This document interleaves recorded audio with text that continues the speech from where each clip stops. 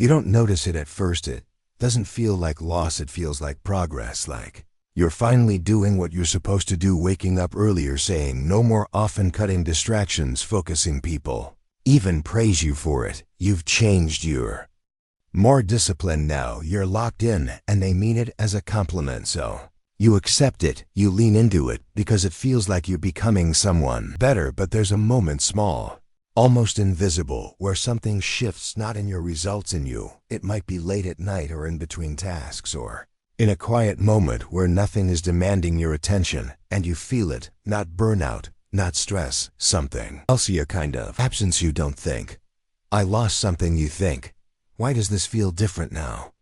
Because growth doesn't always take things away loudly. Sometimes it replaces them quietly. Think about the last time you said no to something you used to enjoy, not because you couldn't go, but because it didn't feel aligned anymore. You told yourself, I'm just prioritizing. And that's true, but there's a second layer to it. One you don't say out loud. You didn't just stop doing something. You stopped being someone. Version of you who would say yes without calculating the outcome. The version of you who didn't measure every decision against progress. The version of you who could exist without optimizing. That version doesn't disappear all at once. It fades, replaced by someone more efficient, more focused, more controlled. And again, this is where it gets complicated. Because none of this is wrong. You are improving. You are becoming more disciplined. You are building something. But here's the part people don't talk about. Growth isn't just about gaining control. It's about narrowing identity at the beginning. Your life has space. You can be multiple things at once. You can explore. You can drift. You can contradict yourself. But real growth, serious growth, starts removing options, not all at once, but steadily. You stop doing things that don't serve your direction. You stop entertaining ideas that don't align. You stop spending time in places that don't contribute. And eventually, you stop being the kind of person who would. This is where the trade happens, not externally, internally. Because every time you choose growth, you're also choosing what you're no longer allowed to be. And most people don't realize that's the real cost. They think sacrifice is about time, effort, comfort, but those are surface level. Deeper sacrifice is identity. You don't just give up habits, you give up versions of yourself. The spontaneous one, the relaxed one who didn't need everything to have a purpose. And here's where it gets uncomfortable, because if you stop for a second and really look at it, you'll notice something strange. Some of the things you removed weren't actually holding you back. They just didn't fit the version of you decided to become. That distinction matters, because now the question changes. It's no longer, is this helping me grow? It becomes, who am I becoming if I keep choosing this? That's a different kind of question, a heavier one, because growth feels like expansion, but in reality, it's also elimination. You're not just building forward, you're closing doors behind you. And the more consistent you become, the fewer identities remain available at first. This feels powerful. You become decisive, clear, focused.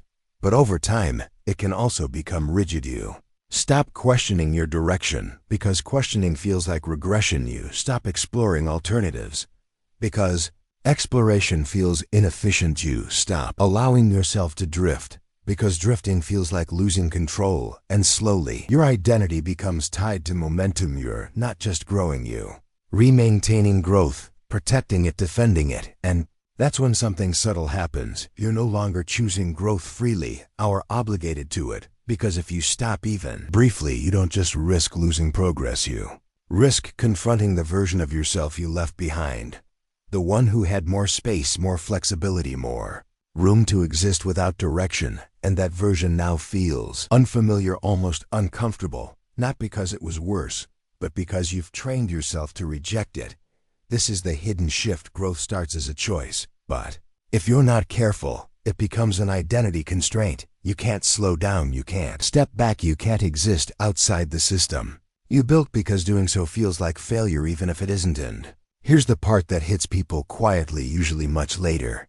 You look at your life and everything is working. You're more disciplined, more consistent, more effective, but something feels tighter, less open, less fluid. And you can't tell if that's maturity or something you traded away, because growth always asks for something in return. The question is, did you choose what you gave up? Or did you just assume it had to go?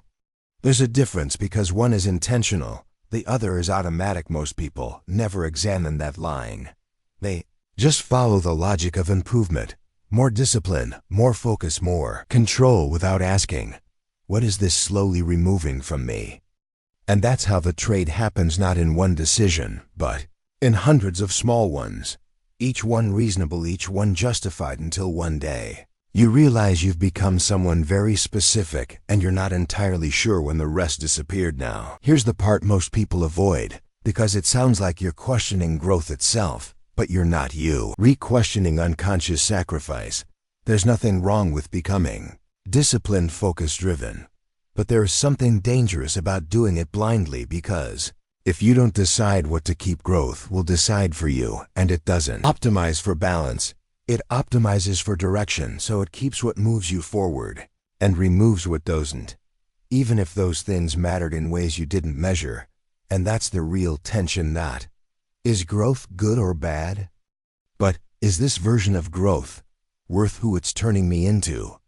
That's not a question you answer once. It's one you have to keep returning to, because the more you grow, the less room you have to notice what's missing, and the easier it is to assume if it's gone, it must not have mattered. But that's not always true. Sometimes it just didn't fit the system you built, and maybe that's fine, or maybe that's the cost you never consciously agreed to. Either way, there's a moment where you have to look at yourself honestly, not your results, not your progress, not your discipline, just you, and ask, if I keep going like this, who am I becoming, and what version of me won't exist anymore? Because growth will always demand something. The only question is, are you the one choosing the sacrifice, or just discovering it after it's gone? And most people don't notice it until there's nothing left to compare it to. There's another layer to this that almost no one admits, because it doesn't sound like growth anymore. It sounds like loss. You start noticing it in conversations, not the obvious ones, the small ones. Someone tells a story, something random, pointless, unstructured, and instead of just listening, you feel your brain trying to categorize. Is this useful? Is this going somewhere? Why are we talking about this? You don't say it, but you feel it, and that's new. There was a time when you didn't need everything to have a function. You could sit in moments that didn't lead anywhere. You could engage without extracting value. Now, everything gets filtered. Time becomes something you protect. Energy becomes something you allocate. Attention becomes something you manage. And again, on paper, this is improvement.